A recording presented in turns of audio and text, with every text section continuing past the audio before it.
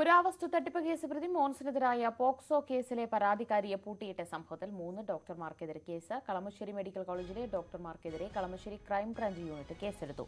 അന്വേഷണ സംഘം ആശുപത്രിയിൽ പരിശോധന നടത്തും. സനോജ് സുരേന്ദ്രൻ വിശദാംശങ്ങൾ നൽകും. സനോജ, ഏതൊക്കെ ഡോക്ടർമാർക്കെതിരെയാണ് ഇപ്പോൾ നടപടി വരുന്നത്? എന്താണ് വിശദാംശങ്ങൾ?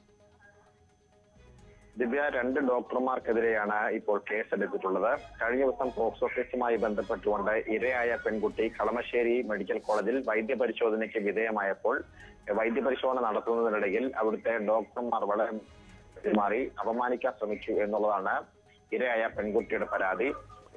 ഈ കാര്യം പെൺകുട്ടി ക്രൈംബ്രാഞ്ച് സംഘത്തിന് മുമ്പിൽ മൊഴിയേണ്ടിയിരുന്നു. അത് വലിയ തോതിൽ ചർച്ചയാവുന്നതിനിടയിലാണ് ഈ മോശമായി പെരുമാറി എന്ന് പറയുന്ന പരാതിക്കാരി ഉന്നയിച്ച 2 ഡോക്ടർമാർക്കെതിരെ ഇപ്പോൾ കളമശ്ശേരി ക്രൈംബ്രാഞ്ച് യൂണിറ്റ് കേസെടുത്തിട്ടുള്ളത്.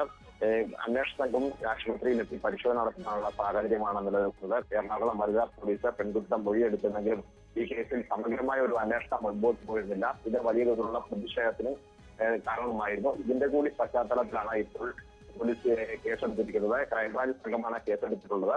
അവർ ഇന്നോ അല്ലെങ്കിൽ വരും ദിവസങ്ങളിലോ ഈ ആരോപണ വിധേയരായ 2 ഡോക്ടർമാരുടെ മൊഴിയെടുക്കാനാണ് സാധ്യത.